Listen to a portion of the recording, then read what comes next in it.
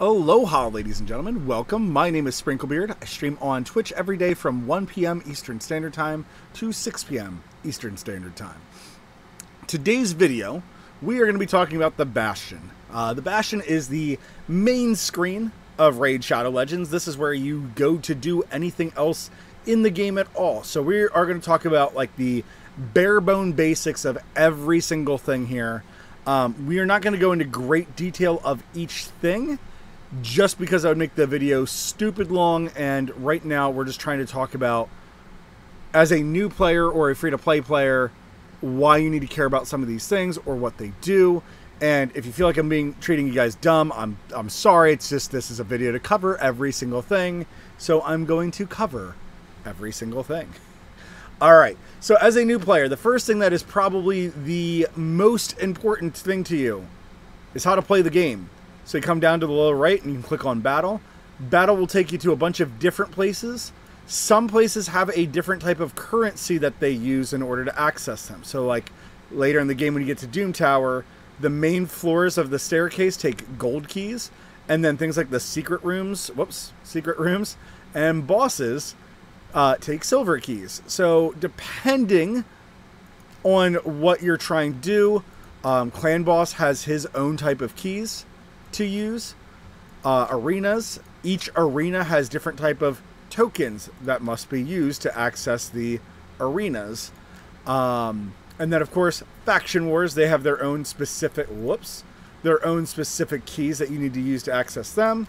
And last but not least, the dungeons and the campaigns both take energy. So just depending on what your energy is at, you'll have to spend energy to go and access those. But that is how you would actively play the game or do something in the game.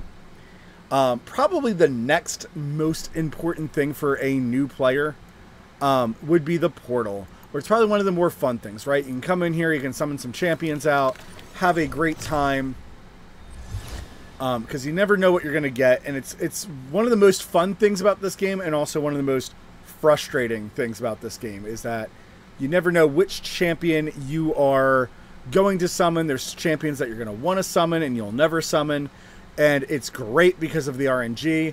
And likewise, you might summon a champion that you didn't know you needed it, or something that's really cool that you weren't planning on, but once you get it, it kind of works with what you're working with. So after those two, right, what would be the next most important thing?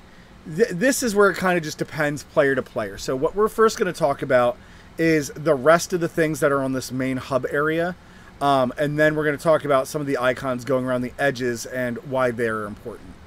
So we're just going to go from left to right here. The mine is probably one of the most important things. You want to upgrade this as soon as you can. There are certain other strategies of things you might do with your gems, but if you plan to play this game for longer than 3 months, upgrading your gem mine is probably the smartest use of your gems, as it will give you up to 15 gems a day. So as long as you're logging in once a day to collect gems, it's a very wise investment. The marketplace. When you start off, only the top couple will be unlocked, so you will have to unlock the bottom couple. So I think it's the top 6, right, are unlocked, and the bottom 6 are locked. One side will cost gems, one side will cost silver. This would probably be the next best use of gems. Again, there's some other strategies you might use with gems, but unlocking these options is probably one of the best. In here, most players encourage just buying the shards out of here, and and then if there's a specific champion you need, so not frontline warrior, but maybe you're working on an armiger or a outlaw monk for different reasons, you would maybe buy a champion or two. Typically, if you're going to buy gear, the only time I would encourage it, if you're looking for a very specific piece of gear and you're like, yes, I'm going to buy this and equip it instantly to my champion. Other than that, I would encourage you not to spend money on things in the marketplace. Next, we're going to go into the Forge. The Forge has a bunch of different places that provide it with materials. So for instance, these iron bars can be gotten from the arena. Core hammers can be won from tournaments and events.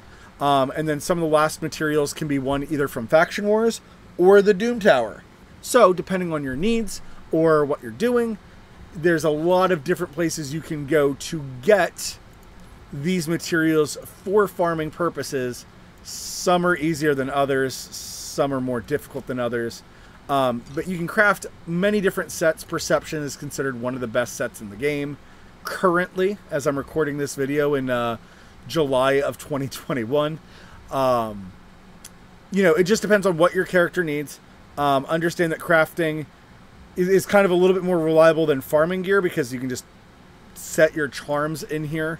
So by the way, if you didn't know what charms are for, this is where they go. You can increase the highest rank, better rarity, if it's a weapon, a helmet, shield, blah, blah, blah. And then certain substat that you're really hoping for on your piece of equipment. But understand it is all left up to chance, just like everything else in this game. So use at your own risk. Next, I am going to jump over here to the Sparring Pit. As a new player, free-to-play player, I've seen a lot of talk say just open up each slot, but only open them up once, right? Don't bother leveling them up. I would agree with that for the most part. I'm happy that I upgraded all of mine, and I do like the experience that I get. I can level up my gray food, which is what I normally use my Sparring Pit for, so that I have kind of like an unlimited number of level 2s. And then in some cases, I have this guy where I don't really feel like leveling him up, and I don't mind that he might take a week to level up to get him closer to 50. It just depends on what's going on your day and blah, blah, blah. Anyways, that's not what we're talking about. I would encourage new players and free-to-play players, get at least one of each slot open. It's nice just having food constantly being worked on, or sometimes you might be in a similar position like this where you have a high-level champion that you're not actively using, but you might want them up higher, or you might need to get them to 50 so you can level them up to 60 later. And maybe you're not doing a campaign grind, maybe you're busy doing a tournament. So there are times it might have its advantage, or you might be leveling up higher end characters. Next is your Tavern. Your Tavern is probably one of the meatier places that you can do things in this game. So you can upgrade champions. So that same Vergis that we were just looking at, there he is. If we wanted to upgrade his level right away, we could. So you can either feed off other champions, and each champion has a different value, of experience that they give off. Sometimes they will give off more if they are at a higher level. So that is something to be mindful of. As you can see, though, the difference of a higher level on the same ranking, not really significant. So I wouldn't put too much faith in that.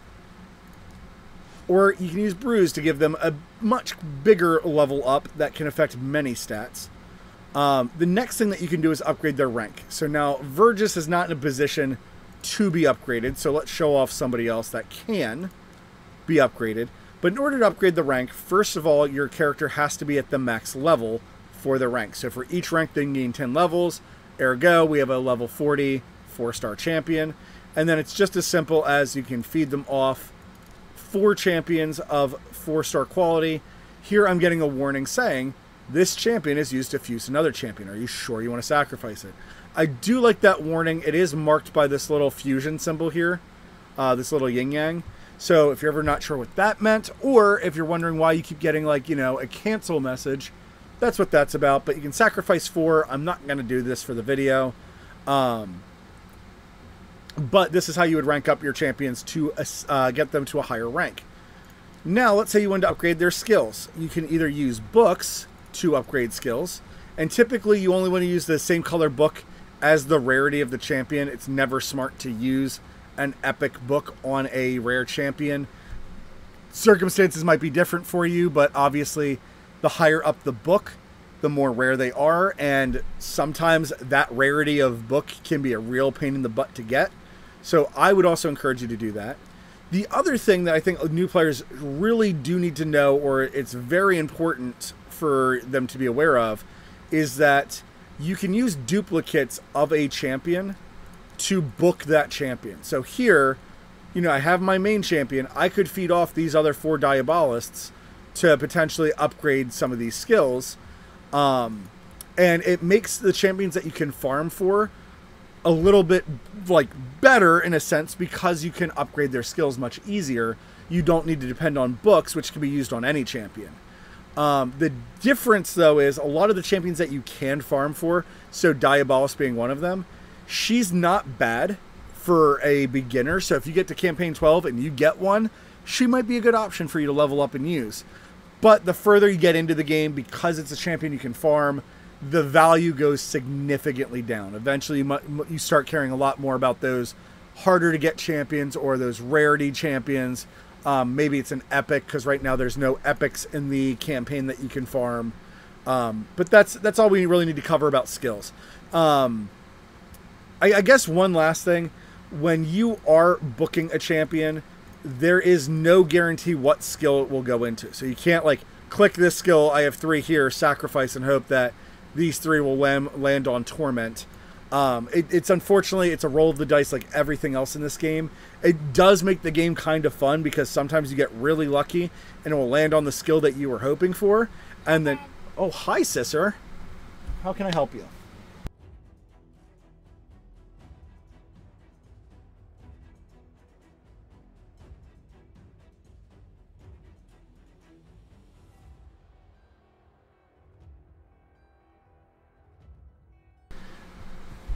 So sometimes you might be hoping for those skills to land on one thing, but other times they will land on the one skill that you weren't really hoping for those books to land on. So that can happen. Not the best, not the worst. Last but not least, let's talk about Ascension.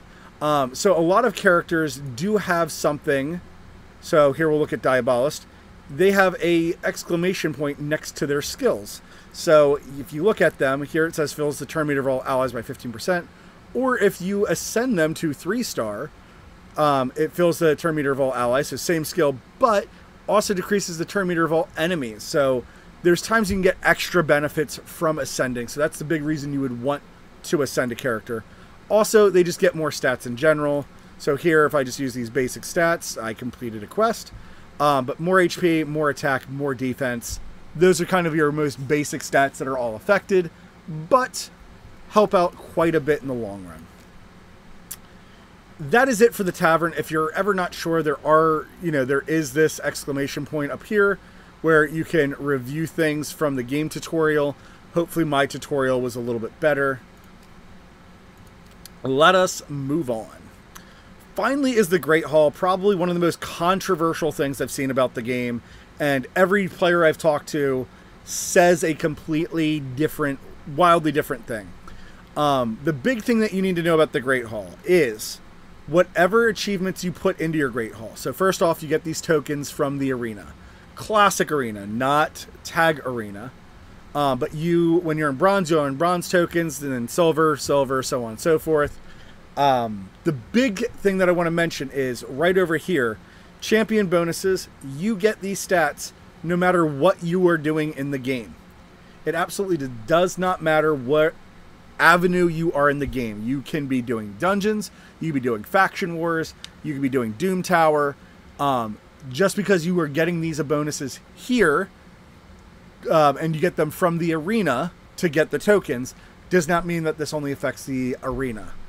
So if we click here, we can then see, I guess I have to click on something first.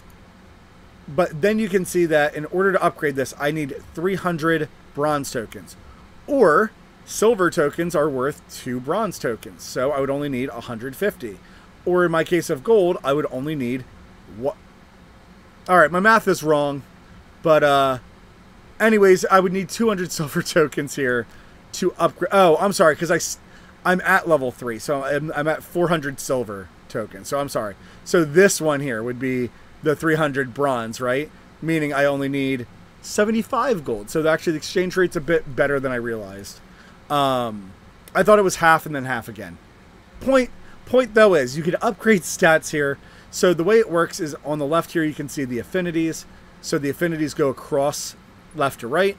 So this would affect all your magic champions. So if you're brand new to the game, you probably want to upgrade your accuracy for your magic champions, unless you picked Elhain. Elhain would be the one exception where the accuracy doesn't matter as much for her. I can make a different video explaining the advantages and disadvantages of Elhain. Point though is, I feel like this is pretty easy to read. All you have to do is go into the arena, duke your heart out against other players and their lineups, and slowly start to upgrade things. Right now, as I'm recording this, the current meta for Raid Shadow Legends is heavy accuracy and heavy speed. Accuracy, because the more you land your debuffs, which is what accuracy encourages, it encourages your ability. So, like, when you have a skill that has that 75% chance to land a debuff, accuracy does not improve that chance of that 75%.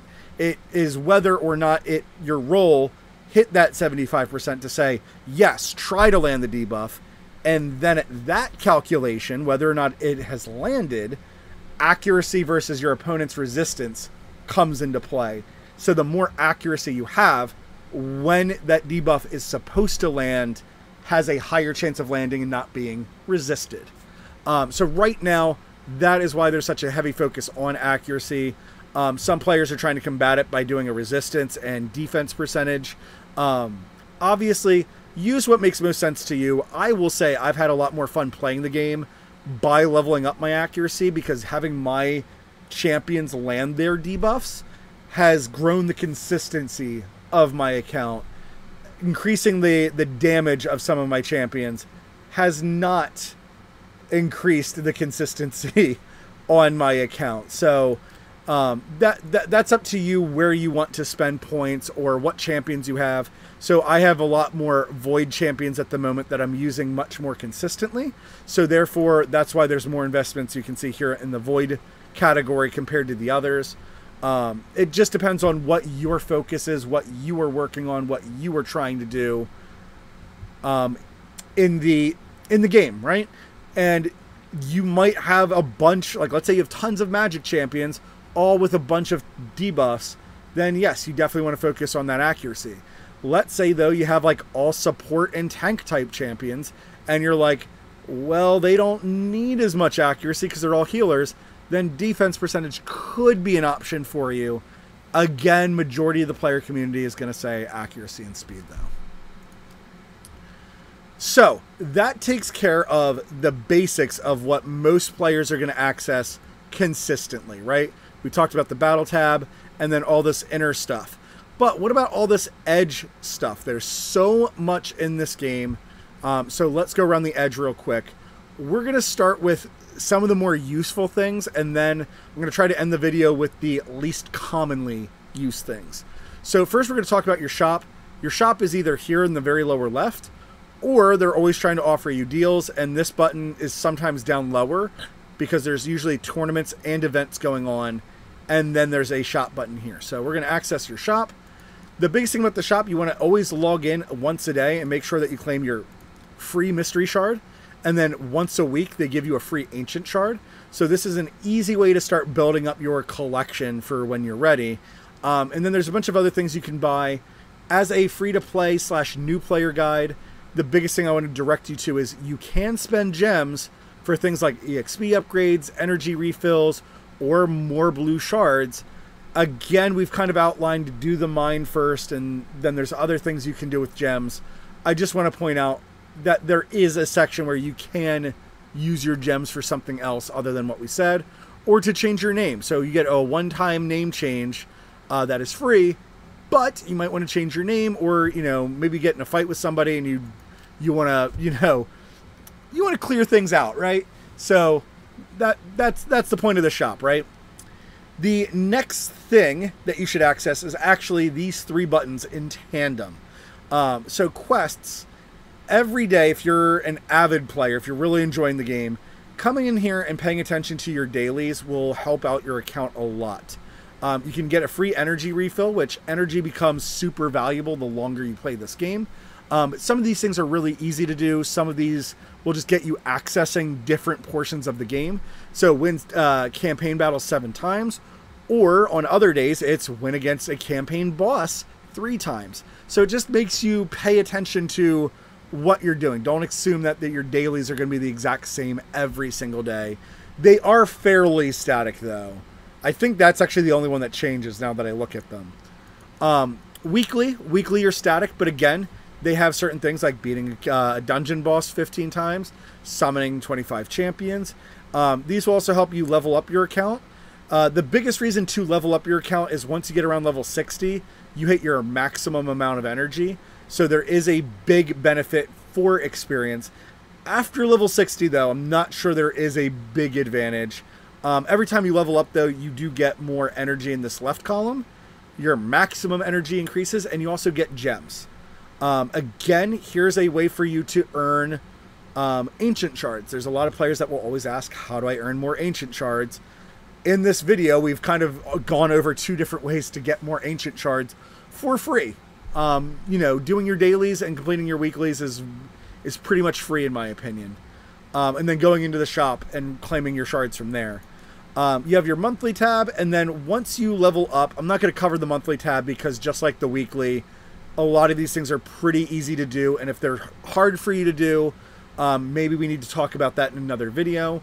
The big advantage to the monthly, though, is that they do give you 1 free void, and then they do give you a sacred each month. So the game is not super cruel to you in terms of...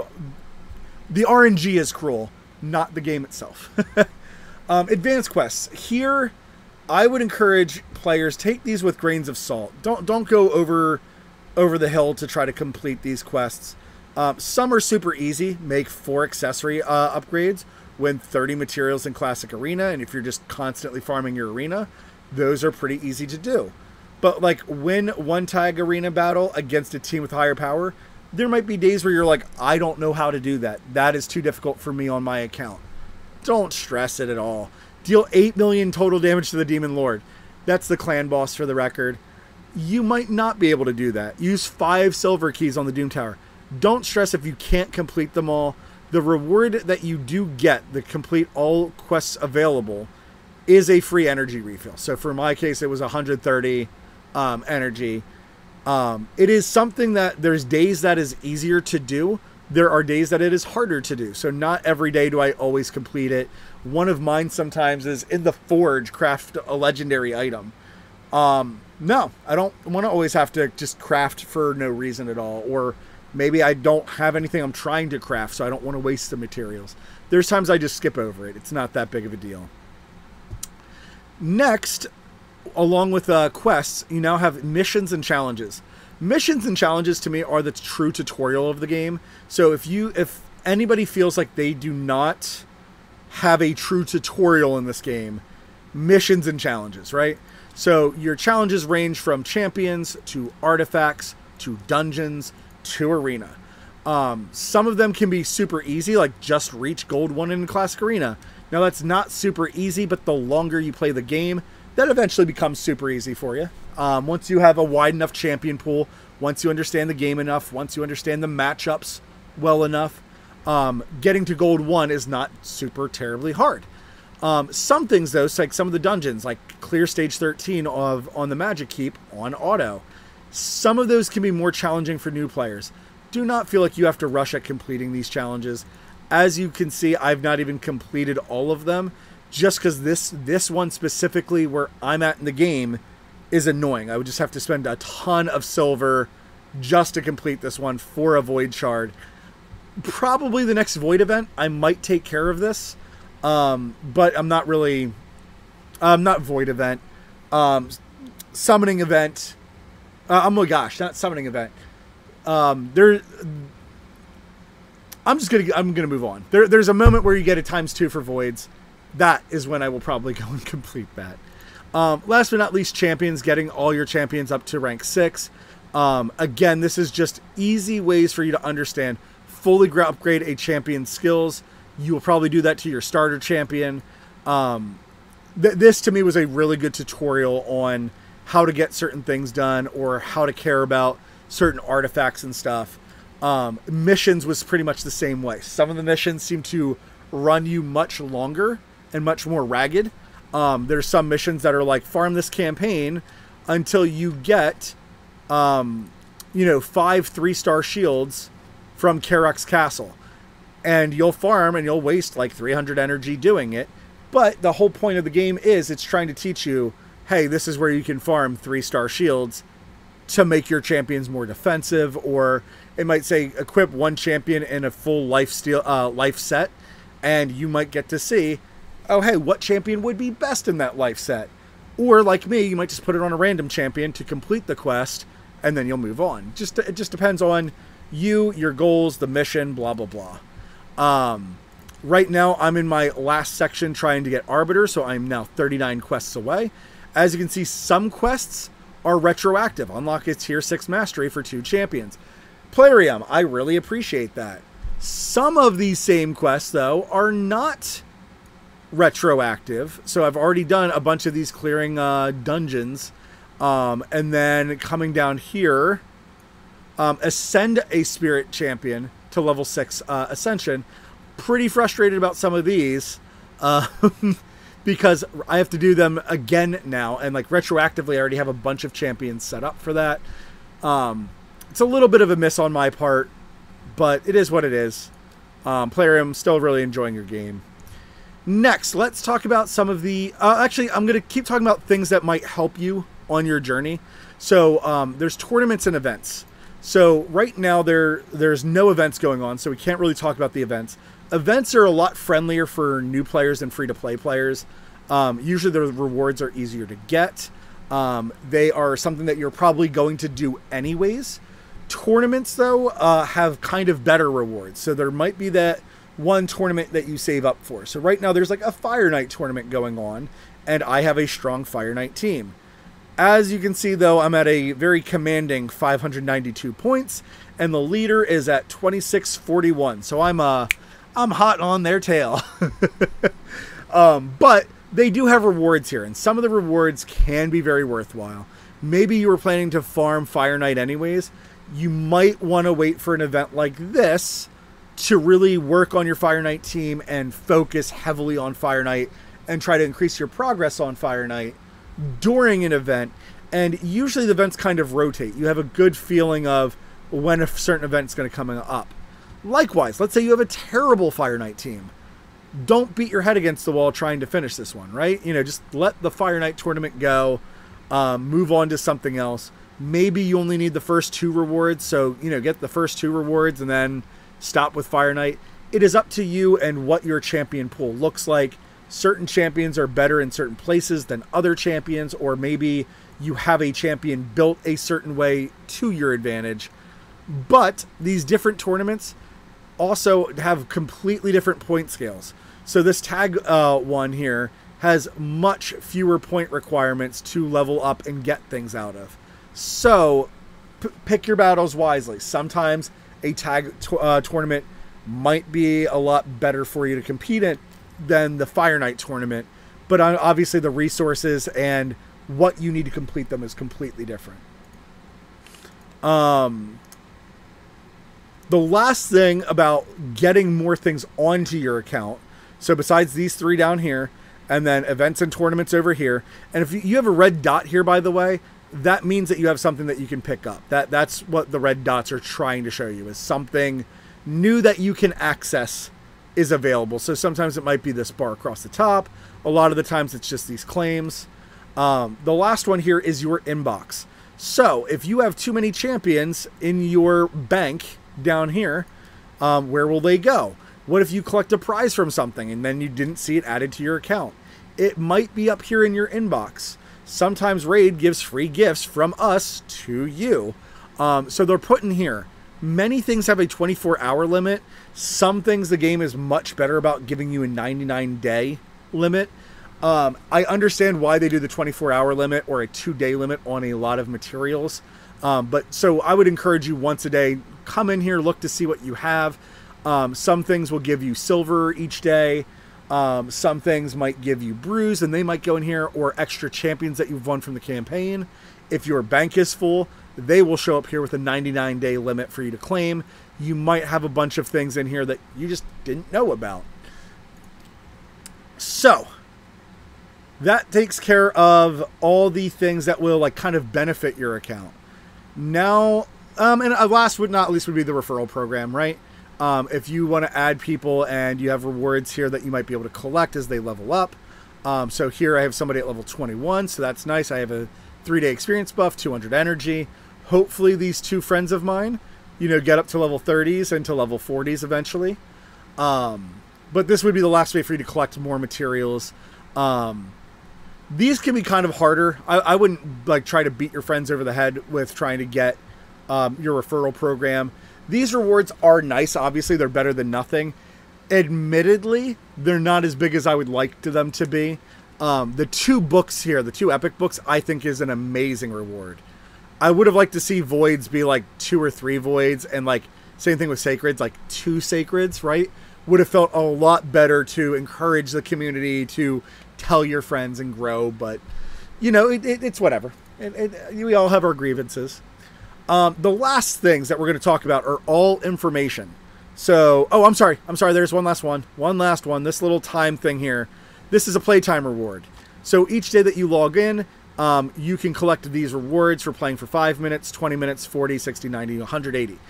I want to tell you that this just checks for how long the game's been running for, not how long you're actively playing for. So a lot of players, including myself, will cheese this by when we're eating dinner, we'll turn right on our phones and then go enjoy dinner with our family, leaving our phones in the other room. And if you spend a dinner, let's say you go out to eat with your friends, and your phone's been on for an hour, you will have these first 4 rewards. And then if you play for another hour, you'll have the next 90 minutes.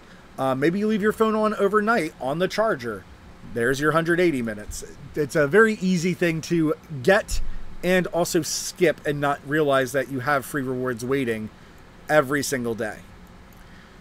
Finally, to get us back on track, the rest of what we're about to go over is information. Everything that we're about to talk about is just pure information. So for a lot of players, this is not the most useful information. So if you're going to leave, I'm sorry to see you go, but bye-bye. Happy grinding. Good luck on your RNGs. But let's get to information. So first off, you have your chat. This is where you can go to talk to other people. Some people like to hang out in certain channels.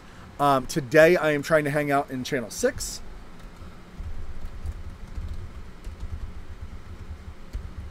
Bam. There we go. And just to prove that I am actively streaming right now, bam. The other thing that you can do is if you want to switch channels. So, for instance, I most often hang out in English 7. I only speak English, so unfortunately I'm limited in that way. But, you know, if you speak different languages or if you're looking for somebody specific, you know, certain streamers might be in a certain channel, or your friends or a clan might take over certain numbers. But that is your easiest way to ask questions or to view other players. So this player got by Staffus. Oh, that's really cool that you can click on him. Now, you can't do that if you're farming in the campaign. You can only do this here while you're on the Bastion or while you're not actively doing something. But you can look at things. This person got some really nice rolls. He got rolls on attack, defense, and HP. All of them avoided this flat attack, so good on that player. But it's interesting to see what players are doing. These plus 100s are something that we'll explain in a artifact video. But if you're ever wondering, you know, why does it show this? It's because you can click on it. And sometimes this is the way for you to gain more knowledge about what a certain champion does or what they do, or, you know, why people will always say GZ, which is short for congrats, in the chat when certain players get a certain champion. Next, you have your index. Your index is where you can learn about the champions in their different factions. So sometimes this can be a pain in the butt thing. I really, really hope Plarium adds in a search feature where you can search champions by name, or just even an alphabetical order, you know, button. Like maybe one of these last ones will just be alphabetized, right? So that way, if you're looking for a certain champion, you can find a certain champion much quicker. Because right now the system is, hey, how good is Blind Seer? I don't know. How good is Blind Seer? What is she? She's a dark elf. Okay. Where's Blind Seer? Blind Seer. What is she? She's void. Okay, so void symbol. Oh, she's epic. Okay, there we go. Or not epic, she's legendary. Anyways, that's kind of the pain in the butt about this feature. But it can also be fun. Eventually you start understanding certain naming conventions, or if they have dark armor, you know, you'll look in the the Dark Elves, the Night Reverence, you know, all the darker armor stuff is all here collectively. You know, if they're a ninja, they're probably in this Shadowkin area. If they're a little tiny man or woman, they're probably in this dwarf section. But coming in here, and what I also like about the index is it does show you them at 6 stars and fully ascended. The importance of this is you can look at certain stats, such as Trunda having this wildly commanding 1600 attack stat. So if you're not sure if a defense champion like Tormund is good or not, you can see that he has 1400 defense, and that is pretty great in terms of the game. Not many champions actually have over 1400 defense. Trunda is also kind of the freak of nature of the game, having 1600. Many other champions only have about like 1400 defense or 1200 defense, or 1400 attack on most champions. So please understand that Trunda having a crap ton of attack is not the norm. So even looking through the stats and seeing, hey, how much HP do most legendary champions have? And even that's not a good question, because you want to compare attack champions with attack champions, because right there is a 6,000 discrepancy in HP. So you want to be careful with the information that you use, because also if you look at an HP champion, he only has 21, which is kind of strange in my opinion. Again, Trunda is kind of the freak of nature where her stats seem wildly unbalanced compared to a lot of the other champions in the game. Just make sure that when you're doing your research, you really consider how good a champion is, or what their kit does, right, might influence why their stats are where they're at for balance purposes. Champions, everybody's going to be familiar with the Champions tab. This is where you can look at your champions. If you're asking for account advice, most players like it if you do this giant laundry list, or if you don't care to see your character anymore in the middle, you can just do this laundry list, which might help you look at your champions and see something like, oh, I have this guy that I've wanted to level up. I didn't know I even had him. Or, oh, there he is. I didn't realize that he was near the other low level 4 stars. But since everybody knows what the champion tab does, the biggest thing to note when you scroll down to the bottom here, there is a little plus symbol. And you can either increase your inventory space with monies or with gems. It's just up to you what you use. You have a champion vault.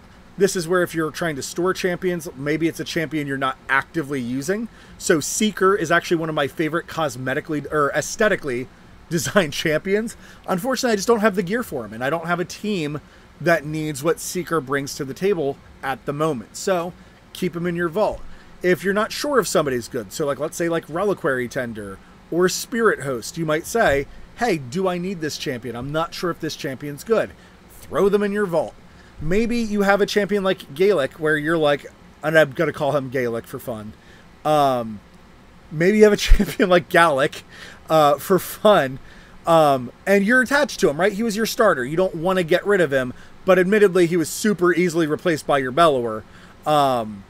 You know, by all means, throw them in your vault and don't get rid of them until you're ready to. There is the conversation of how do you know how good a champion is? We're going to be reviewing that in a different video, or whether or not to use them as food. So, the last 2 things of information that I can think of that are on this Bastion, I know this has been a long video, thanks for hanging out with me, is this tab right here. This tab here has your progression rewards. This is linked to what level you are at. So maybe you leveled up while you were doing, you know, a bunch of different things, so it didn't pop up. So let's say you were doing faction wars and you leveled up, you might have missed the pop-up. But this is where you can go to get some of your progression rewards for reaching certain level thresholds. And again, Plarium, I wish that you would increase these for your level 75 players and your level 100 players. Getting a single sacred shard for hitting level 100 is a bit lackluster when that player's been playing for the game for months upon months. Just my opinion. But you have your daily logins. This can be extremely valuable. So here we can see that I've been playing for longer than 270 days. So I'm at like, what, 280 days, roughly? but you can get certain free champions just by logging in every single day and claiming your daily reward. So sometimes it's not even about necessarily playing the game. Just log in, collect your daily reward, and sometimes you can be powering up your account, or that 5 minutes of work will help you out in the long run, right? Like just logging in for that 5 minutes. And there's a bunch of different rewards on each page, like tons of energy, purple books at certain points in the game. Just depends on what you're doing. Promo codes, I don't know about promo codes, so we're going to skip over that. I've never been given a promo code. Playarium, please reach out to me and give me some promo codes. Last but not least, the news. This can be very, very helpful for some new players. Sometimes, though, it's not the most useful, or it might be information that's too overwhelming for you, where you're like, I don't know what I need to read on here. But it's kind of cool that they might tell you, hey, there's a new legendary champion, Verzolf the Grim, and he's Force and Night Reverence. So now you know where to go to look for him. Or they come out with some new, really cool-looking champions. Oh, that's that dude. I was just asking about this dude the other day, that I have no idea who this dude is. So I did not read my news that week. So he's an epic champion. He's probably this Versalis Gravedirt. So I'm going to go look at him once I'm done. But the whole point I wanted to make with this is that's how you know to go to your index from here. FAQ and guides, you know, there's a self-explanatory if you want to join their Facebook, YouTube, Discord, or different forums for advice. And I realize I also missed one thing, so we're going to go over that in a second. In the upper left-hand corner here, you can see what your summoner level is, what your summoner name is, your player power, whether or not you have an experience boost going on. But you can change everything in here. So you can change your name one time for free. Other than that, you have to go to the shop to change it. You can change your avatar. Here's your options. So if you want the music louder, I have the music turned down since I'm a streamer. The sound effects, if you want graphic quality a certain way, I'm wondering why mine's on advanced options. I'll leave it there. You know, frame rate, resolution, scroll sensitivity, blah, blah, blah. You guys get the gist. Not going to read through every single one here, but this is where things are. Last but not least, your notifications. Some people find these useful. Some people do not.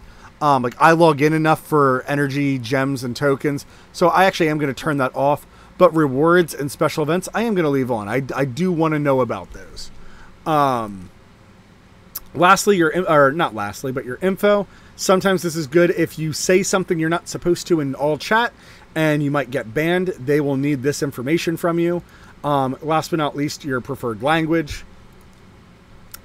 The last thing that I meant to cover sooner, and I skipped over it, because I was kind of in a rush to get this video done. This has been a long video. Really appreciate you guys hanging out with me for it, is your clan tab. So if you're not in a clan, I would encourage new players, if you're not in a clan, just find any clan to join off the bat. There's a lot of different reasons to join a clan. I have a different clan video that goes into much more details about it. But you can look at clan offers or search for a clan somewhere up here in the top. But once you're in a clan, you can see the info of your clan. The daily message from your clan, descriptions. Up here, some people, will say, some clans will say, if you don't log in daily, we kick you from the clan. So if you're ever wondering what happened, why did I get kicked? Things like that happen. You can see different members. On this tab, the biggest thing to note is that this determines your progression in the clan. And by progression, I mean getting more stars each day. And once your clan hits 90 stars, mine activates roughly at like 6 a.m. Obviously depends on your time zone and whatnot. But then a chest here will be available. So it's not when the final person gets that 90th star. It's just about whatever your clan gets 90 stars. This will open up the next day. But there's some really good rewards in here. So that's the big reason you want to be in a clan at the bare minimum. Some of these things are really easy, just checking in, which means come into your clan tag, come here, and there's a check-in button right here that you just click. Then some of these are really easy to accomplish, right? Play the game for 30 minutes, fight the clan boss one time. Does not say defeat the clan boss, just battle him one time. Fight an arena 6 times. There's a daily that says fight in the arena 5 times. So that one's super easy to get. Fight in dungeons or campaign battles 10 times. Again, super easy. And then the 3-star, if you're a more dedicated player, again, is very easy to achieve. But getting your reward box from here is exceptionally valuable. Rankings, this is something I never care about, but for people that want to be an Eternal Titan, an Immortal Elite, a Gallifrey, a Gods and Legends, or an Immortal Dawn, this is the place that you would go to be in your top lineup. As you can see as well, that you can only have 30 members. So when you're brand new, it's just important about being part of a team. It doesn't matter what team. But as you get further into the game, you know, somebody like this person, she's on vacation. She's actually the clan leader. That's how I know this. But she's been gone for 3 days. So that means for at least one day, we would be behind on this, because it does require everybody in your clan to get 3 stars each day. Likewise, don't give other players too hard of a time. Real life is a thing. There's times like this where I know this dude, things come up, right? Don't harass your fellow guildmates. And if you are in a clan that has strict rules like that, you know, be civil about it. But that is all the info that I can think of that appears on this main thing. Extra things, so like right here, this portal is just showing me the most powerful shard that I have available. There's a boosted event going on right now for the next 13 hours.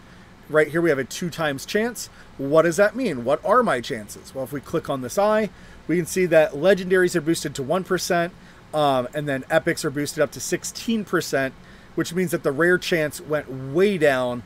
Unfortunately, with my luck, I often pull rares no matter what. But this is how you can see certain events going on. Sometimes there's very specific champions that can be earned. If you've been wondering why you've never pulled Thea, the Tomb Angel, from a shard, this is why. The following champions cannot be summoned from any shard. It's just up to you and what you are trying to accomplish. So we'll end this video with a 2 times Ancient Shard pull on my last 2 shards. Here we can see how I got that blue ring. That means I know I'm going to get a rare. I got Slither Brute. He's actually fusion material, so that's not too bad for me. I did not need him, though. In the next video... Oh, perfect. So here, I'll just leave this off until the next video.